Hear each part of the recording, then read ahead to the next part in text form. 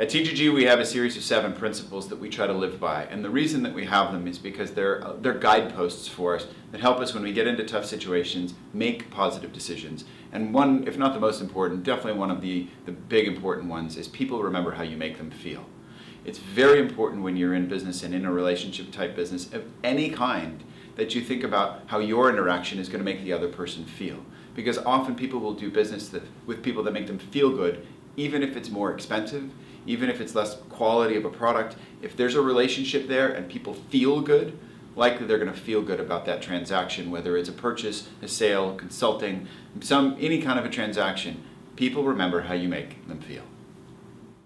Another principle that we have here at TGG is that bad news doesn't get better with time. If you have a problem, you cannot ignore it in business. It will only get bigger and worse. So the whole concept of this principle is to attack problems. Don't let a problem sit. If there's a problem there, get after it, understand what the problem is, and address it. This works in personal situations, it works in business, it works in technology situations, any kind of situation that you have. Bad news doesn't get better with time. Come out with it, don't try to hide stuff, find that problem, attack it, and go solve it.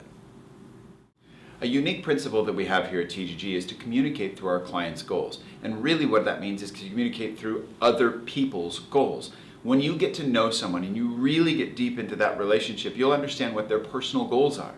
And there's nothing better than serving people and helping them achieve their personal goals. So whenever you're going to communicate something to someone, make sure that you put it in a language that they can understand, which is how whatever it is that you're suggesting, whatever it is your product is that you're selling, whatever it is that you're doing, how that helps them achieve their goals.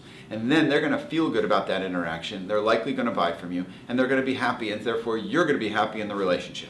So communicate through your clients' goals, communicate through people's goals whenever you want to have a positive interaction with somebody.